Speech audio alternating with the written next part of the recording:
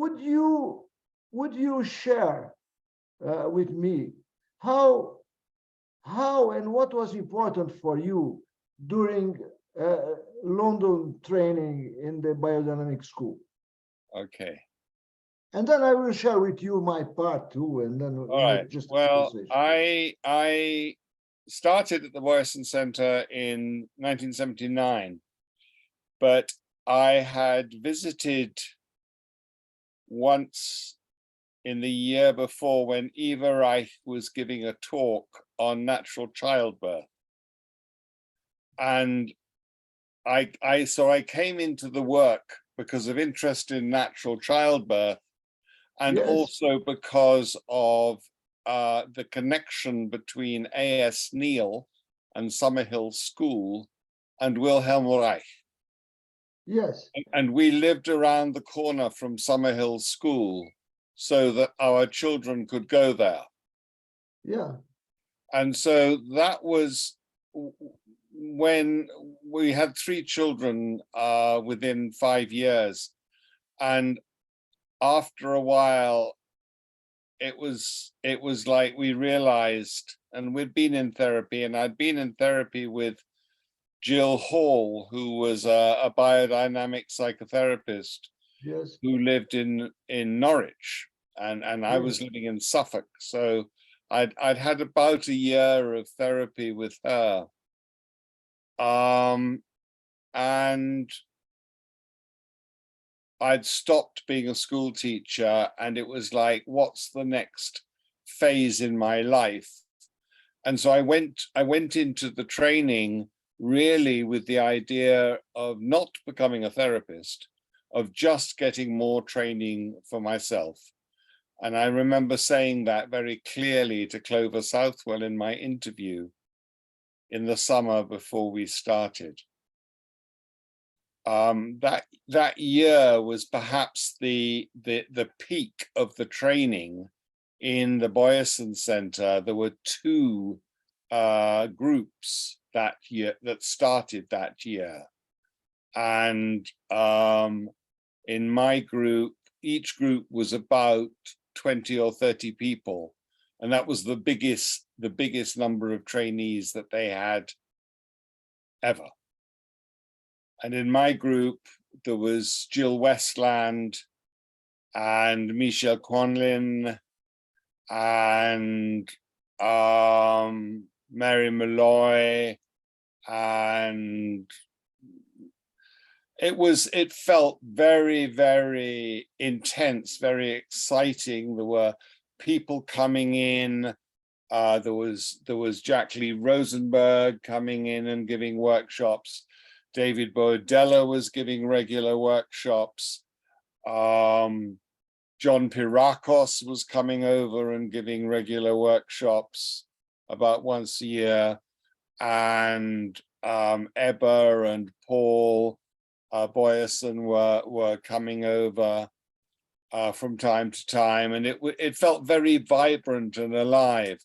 And there was a visiting therapist from Therafields in Canada, Jim Healy, who was there, and I mean, it was very intense. And I mean, I was going there 3 or 4 days a week to get massage and to get deep draining and to give massages in the Swedish massage clinic and in the biodynamic massage clinic, and there were weekend groups. It was incredibly intense, and it was exactly what I needed to break through my British upper class, patronizing, chauvinistic upbringing. And all of that was sort of gently broken down and melted. And I mean, thank God it was, because then I became a human being more. Yes. I can identify with you, Courtenay, because, well, I was there a little before you. I was in Yes. 76, And I came there. I was a sportsman, a real sportsman, with a lot of success in sports, And I remember, I think was Jill Hall that became your therapist. She was doing a workshop there. Yeah. And she looked at me and said, look, this thing here is a bit different of sports. and then I started to kind of release my armor to bit by bit and becoming much more sensitive and human, Yeah. as you're saying. And just to add something else, Courtney, it's very interesting you said about natural birth, because this was one of my interests at that time. And I almost went to United States with a group of people that they were doing natural birth, and Yeah. they used to teach people. And I enrolled myself there. Well, Yeah. we had our first child was born in hospital, and that was such a bad experience that my wife Heather said she didn't want to do that again. And so with the second child, we opted for a home birth, and the shit hit the fan. The local doctors banned us, blacklisted us, and eventually we had the birth at home. In fact, the midwife was late and I delivered her myself. Wow, fantastic. And then with our third child, that was definitely a home birth. And that was important, and it was and then Eva Reich's ideas, which were quite radical about home births, and in America, of course, it's almost impossible. And she was the only person who, one of the very few people who were supporting home births, and yet she would never attend one herself because she said she was trained in pathology. So she would sit there waiting for something to go wrong. And you don't want that energy at a home birth. Exactly. So anyway, with that, and with the interest from Reich and the Wilhelm Reich A.S. Neil connection of education, that was my sort of way in. And I had done a teaching qualification when I was writing about progressive education and all sorts of things. And I became a school teacher and got a job in Leiston, which is the little town in Suffolk, where Summerhill School, A.S. Neil's school was. So that was all very progressive, and it was the days of feminism, and there was lots and lots of things happening in the counterculture. And then, having left the family, I lived in a squat in Islington with some of the other people from the Boyerson Centre, Wendy Baxter and Ian St. John, and I can't remember all the names. But it was a different experience. I think what I want to say is that whilst it was wonderful and exciting, it also wasn't very well structured. Yeah. And there was definitely a lot missing from the academic side. Yeah. There was very, very little sort of intellectual theory or encouragement to read further. I mean, I started a library at the center, and so I later went on to train to get a diploma in psychology, and I was editing the journal, And then later, I helped David Bordella with his book on life streams. And so there was this sort of thread beginning of articles and writing, and also doing the clinical work. So I was both working clinically and thinking about it. And I would say that was I remember thinking that there wasn't that. It was almost like, because it was so touchy-feely and so involved in intimate contact, it was almost, there was no room for the intellect.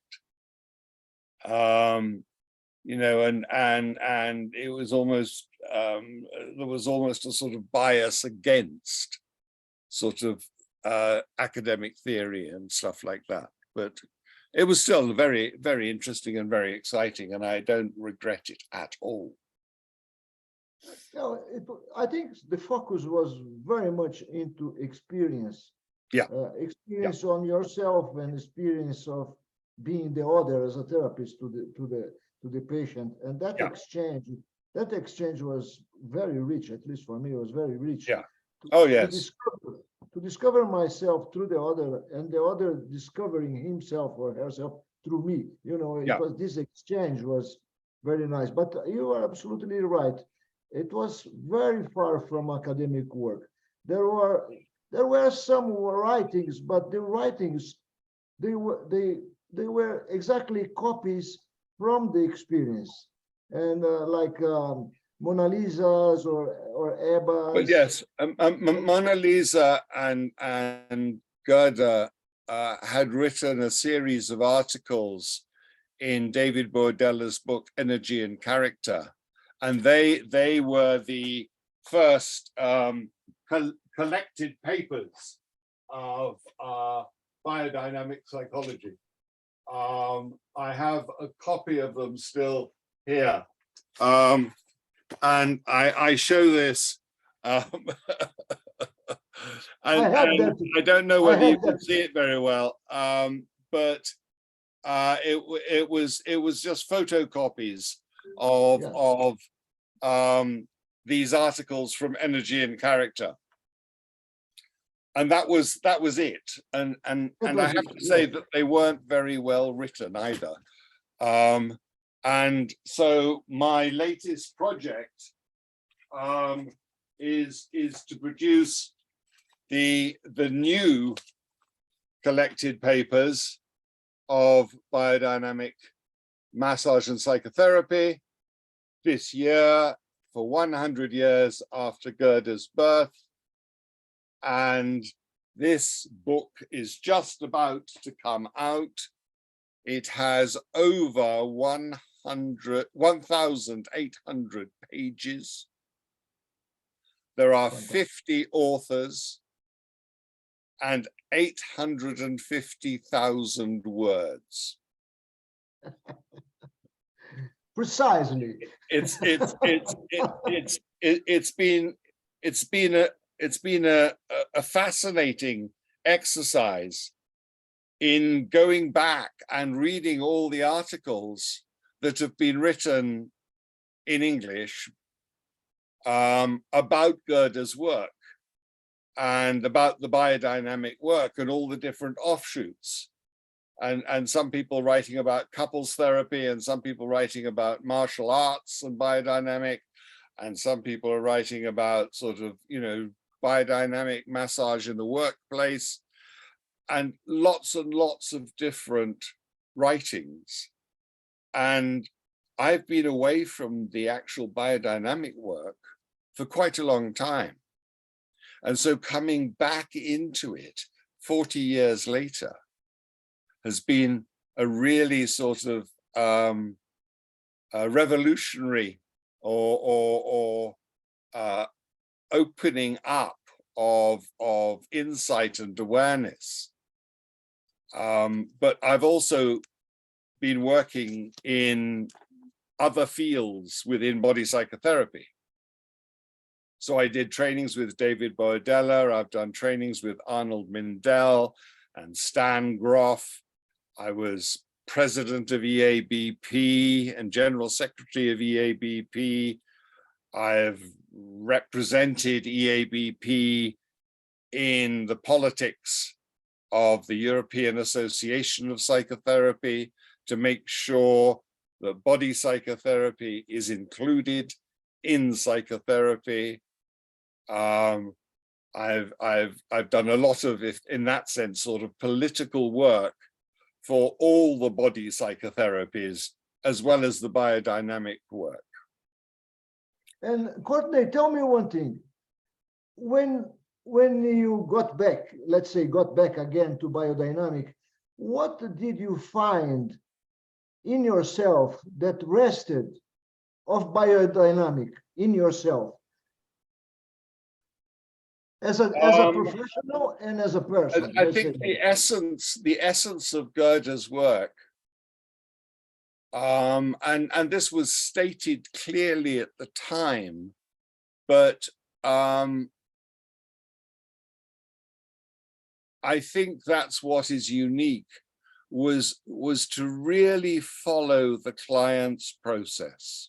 Yes. I mean, a lot of humanistic and integrative therapies nowadays recognize the client's process, but I don't think they fully trust it. I think the therapist sort of still has their objective analytical perspective of maybe what is wrong with the person, and trying to help them in that way without fully trusting that there is an inner upwelling of the psyche, of trying to get clear, and the therapist's job is to sort of get everything else out of the way to allow that. You know, it's what Gerda used to call the midwife effect. I mean, yes. You know, yes. You're facilitating the birth of the person's potential, of their true psyche. All right, rather than sort of clearing out bits of pathology which have got in the way. Yes. So yes. Go ahead. Sorry. No. I mean, I think that's the essence that I get from that. But that's very important, huh? Yes. It's the basis of the work. And sure. One of the things I learned is that we as therapists, we do a gest and we wait for the answer. We can do something very subtle, very sensitive, and we wait for what comes from that. I think that's a very sensitive point for me. Yeah, we don't even have to do anything. We just have to be there. Sometimes. By being there, you know, we're creating a therapeutic space, which encourages that person to come forward.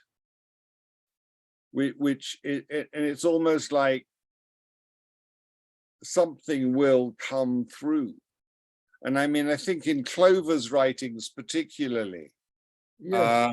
She's very clear about, essentially, as a therapist, you don't have to do anything.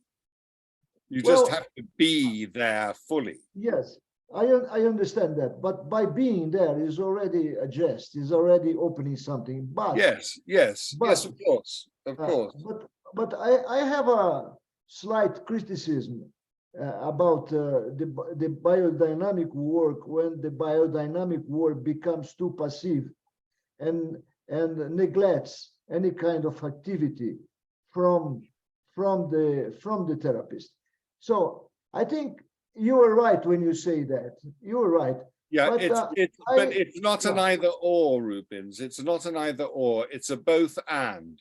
I think we need to be there fully present as another human being, but also we need to be well trained and understanding of all of the different dynamics, so that we have that therapeutic awareness, Yes. and that presence, which is also necessary. It's not sort of blind faith. It's a skill of being there as a qualified person, and yet also allowing that process to happen from within the client. Yeah. Anyway, yeah, I we're don't talking want, about the same thing, I think. Yeah. yes, I think, yes, I'm sure we are, just from different perspectives. I don't want to talk only about biodynamic work. I mean, I know it's important. Go ahead. And because it's 100 years since Gerda's birth, and there are all these celebrations, and I've been immersing myself in all these articles and everything. But my impetus in having left the Boyerson Centre and started working in London for a couple of years is I with my partner and our daughter, we moved up to the Findhorn Foundation, which is a spiritual community in Northeast Scotland. And that was a sort of like a living in a spiritual community, which was in some way sort of how do I say it? In those days, they called it the sort of it was like a new family. Yes. And I was sort of reparenting myself. I lived there for 17 years. And it wasn't a retreat like in some sort of sect in a hidden valley in Tibet or Northern California or something. It was near the sea. It was a very beautiful place. But at the same time, because I had 3 other children down in London, I was traveling down to London once a month, and I was on all these different committees in the politics of psychotherapy, because the committee work would pay for my travel. And so I was both in a spiritual environment and a therapeutic environment, and also very much in the real world. Yeah. For a long time, and that's in 1992, I think, I went to the first body psychotherapy conference. It was actually the third, I think, but the first one I attended was in Lindau, in Lake Constance in Germany, and I realized that unless we did something pretty fast and pretty intelligent, body psychotherapy would have been outside the circle of what was being defined as psychotherapy. And I felt it was incredibly important to have body psychotherapy inside that circle. But that would mean quite a lot of political and academic and intellectual work to make sure that body psychotherapy had a presence alongside Gestalt and humanistic and psychodynamic and systemic and CBT and all the others, that we all could stand together.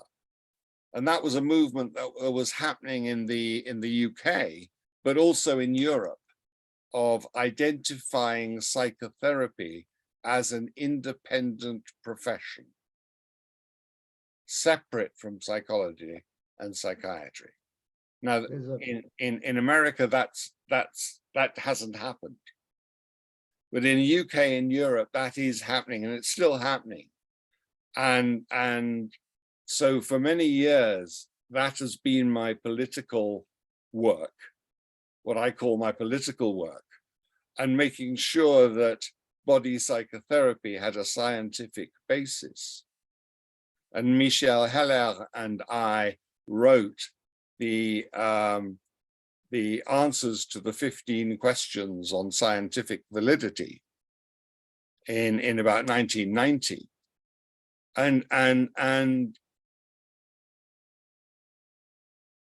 by that time I was general secretary of, or becoming general secretary of EABP, the European Association of Bio, and a lot of my work as general secretary and as president was to make sure that body psychotherapy was properly represented.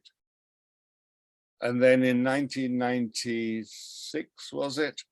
There was that conference in Beverly, Massachusetts, which was the first body psychotherapy conference in America. Yes. And I went there, and you were there. And Gerda was there.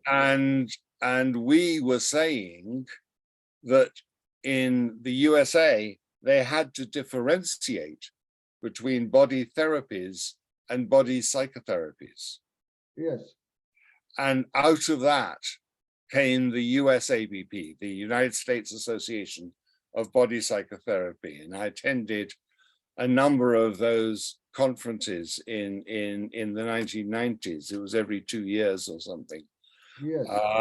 And so I was sort of traveling across the Atlantic as this messenger, this flag waver for body psychotherapy, and you know, meeting all these people like Stanley Kellerman and Chuck Kelly, and obviously I'd met John Parakos before, but you know, it was again that political work was for me as important as the clinical work, the client work. Yeah. And there was also then living a lifestyle in a spiritual community in Northeast Scotland, where we were trying to practice what we preached, so to speak, and work in conjunction with nature and with the all the different beings, both seen and unseen, that surround us. And so there was this sense of creating a life in the politics, in the psychotherapy, in the spiritual world and spiritual practice and day-to-day living and running businesses, all with the same sort of core or center. So, I mean, this was totally transformational. No, you were very Stan Groff was coming to Findhorn and teaching his holotropic breath work, and Arnold Mindell was coming to Findhorn and teaching his process-oriented psychotherapy, and we had Diana Whitmore coming up and teaching psychosynthesis, and it was people were coming to us as much as you know, going out to all these different conferences. It was an incredible mix. Yeah, at that time, the creativity and the production of good work was incredible, and you were very important. And still is. Yeah, oh, it still is. It still is. Yeah, yeah. But that time was blossoming. At that time was it was all over the world. It was like the springtime where everything comes. It was a big revolution. I'm going back to Findhorn next week for a week because it's their 60th birthday. 60th birthday, and Gerda's 100th. So it feels like this is all coming full circle. You know, and both producing this book of the biodynamic work, and I've just finished working the end of last year with David and Sylvia Boadella on their handbook of biosynthesis. which is going to be published by Peter Lang sometime next year. And so I'm working with this, and I'm working with this, and I'm also working with Berit Buncan on a book as well. So a lot of my work now is more in editing and writing rather than seeing clients. Well, you choose it that long time ago. Well, yeah, I choose it, and it chooses me. It feels like being a channel, being used as a channel, as a medium. Yeah. Because I did that work with Halko and Gustel on the handbook of the handbook of body psychotherapy and somatic psychology. I don't know whether you can, yes, that's again pretty massive. You know, that's 900 pages and 60 authors and 500,000 words. And that came out in 2015. So this feels like all of that came out of the Boyerson Center and the body psychotherapy and these different influences. It feels quite amazing to be channeling this in some way. I am witness how much you did. I am a witness for how much you did for publishing books and articles. Yeah. Do you know most of these books I publish in Brazil? Books of Gerda, books of David. Yeah, I hope so. Yeah, I did. No, this was maybe 35 years ago, 40. Oh yes, live streams. I remember. Yeah. I remember. Yeah, and then I've also got these books,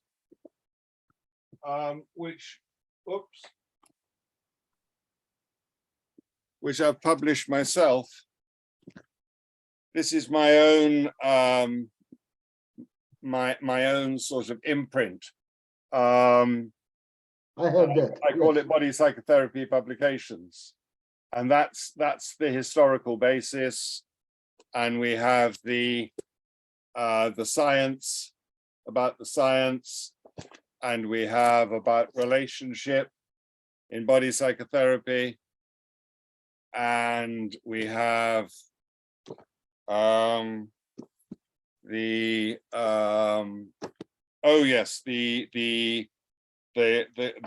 about touch in body psychotherapy, and there's one on the body psychotherapy case histories. And I hope that this series, there'll be 2 or 3 more in that series before I die.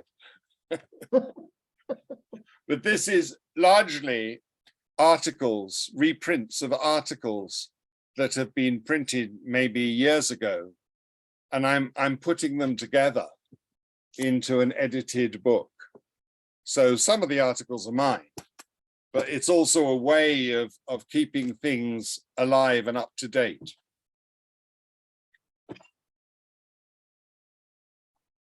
And I've written 1 or 2 other books as well. That's a lot, huh? It's a lot. Yeah. You did a lot. Yeah. Yeah, you did really a lot. Yeah. Yeah, well, you know, it's fun. It is fun. It is fun. And when you find yourself in that flow, in sort of, I said channeling earlier, but it's also like swimming down a river, a fast river, and you're with the flow, and it's exciting, and one feels alive, you know, and yeah, this is how to live. Well, that's a dynamic way of living, isn't it? You can say even that is a biodynamic way of living. We can say like that, because you cannot say it's a biosynthesis way of living, No. but you can say it's a biodynamic way of living. Yeah. Yes, you can do. But it's I would say dynamic in the sense of that you're going with the flow. Exactly. And I think Oceanic waves. in the days of the Boyerson Center, I remember wearing a little lapel badge. You know, in those days it was quite popular to, you know, legalize marijuana or ban the bomb or light up an embassy or whatever. Yes. I wore one which said, "The only difference between a rut and the grave is depth." And so I was interested in being alive, in being as fully present in whatever way I can be, and so whilst I've done a lot, it's been very alive. It's been very invigorating. I have received a massive amount as well. So can we say, Courtenay, for example, of course we had long life before we got into the biodynamic center, but can we say that after we got into the biodynamic center, something was not only lighted, something was lighted inside of us and open us to open us to the human. That's not unique to the Biodynamic Center. No, not unique, but it happened. There was a woman at Findhorn who worked in the kitchens where they have guests every week, and she would ask the guests, "How is your inner glow today? How is your inner glow today?" So that concept of we are glowing, we are enlightened beings, is you know, it's there, and for you and for me, the opening into that world was the Biodynamic Center in Acton at that time. When we say that, we are not. I'm not saying. Maybe I think you are not saying as well that the enlightenment or light is a privilege of biodynamic. It's not. It can happen. It can happen anywhere in many places. It can happen on the road to Damascus. Exactly. But Paul turned into you know, quite a harsh character, so he hadn't done enough therapy work on himself. And a lot of these people who get lit up inside, it's like they also need that softening, you know, and it's otherwise you turn into a sort of a tyrant or a prophet or a guru or whatever, you know, Bhagwan, or, you know, and it goes, that's when the energy goes wrong. Yeah, exactly. So it has to be, you know, both an inner and an outer. It has I absolutely agree with you. Yeah. And the problem is that many people turn into a religion, something that you believe, and not something that you really are. So a myth, things become a myth, and when they become a myth, they tend to be emperors. They tend to be, and in the introduction to this book on Gerda, it's like I haven't written it yet, but it's been in the back of my mind, and so I'm going to write it now. Is, you know, yes, she was a genius in her own way, but she was also a terrible person. Yes, she could be really narcissistic and didn't give a damn, and she would decide not to turn up, and she could banish people just like this, you know. If she could be the good, if you were the good child, she would be the good mother. But if you questioned her, and therefore in her eyes became the bad child, she would be the bad mother.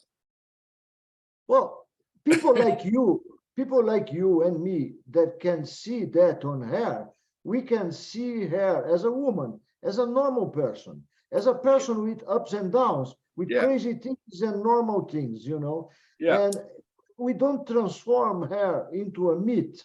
She's No, a and genius. that's what's important, you know, and we shouldn't. You know, she was a very, very gifted individual. Exactly. No, Exactly. no question about that. Yeah. But don't, for heaven's sakes, don't put her on a pedestal. Or any of Exactly. these people, David, Any person. David Bordella, Gerda Boyson, Bhagwan, whomsoever. Fritz Perls was a shit. Well, Bordella had many problems too. It was not easy. I know him. I know him for 40 years, maybe. Yeah, and absolutely. You know, and so. But the problem is, the first problem for me is when we, for example, take us, we or the students, they project a myth on the teachers. That's a problem. The other problem is when the teachers, they think they are a myth, and then that's when it goes wrong. That's when it goes wrong. But for me, I think what was good for me was with Gerda, her spiritual side was quite laid back. I mean, she said that she channeled C.G. Jung and what have you, but it wasn't thrust down your throat. And I was brought up. I mean, my grandmother was a Christian Science practitioner, which is like a healing type of religion, hands-on type of healing religion, which was very popular in the middle of the last century. And so I got brought up with this sort of healing component to spirituality as well. And somehow that got woven in. Whereas David was spiritual, but his was slightly more separated. I mean, he wrote some lovely work on spirit. And it was somewhat separated from the biosynthesis psychotherapy. Yeah, I think that what we are talking, Courtenay, I think the importance of that is that we were very close to these teachers, pretty close, almost friends, you know. Definitely, yeah, definitely. Yeah, yes, but you know, I just want to make a point here that nowadays, people that follow Gerda or follow Bordella or follow Fritz Perls or follow any of these guys, you know, they tend to transform them into a myth, you know, so that the students, they come searching for a myth. I think this is a problem nowadays, you know, somehow. Yeah, well, it's like if you're teaching a particular methodology or if you're teaching your work, there's a tendency to get people to do it your way. Do it my way. Do it like I do. And then you're setting yourself up as a sort of model. Whereas the better form of teaching is to find out how you do it, your way of doing it. And then you're working within truth, within your own truth, rather than trying to be somebody else who you're not. You're not imitating. And I think that's in the biodynamic work and in the biosynthesis work. Both of them were trying to I would say it's true also for Gestalt to a certain extent. To find your way of doing that within that Gestalt framework, or within the biosynthesis framework, or within the biodynamic framework, rather than just copying what the guru, what the teacher, what the leader does.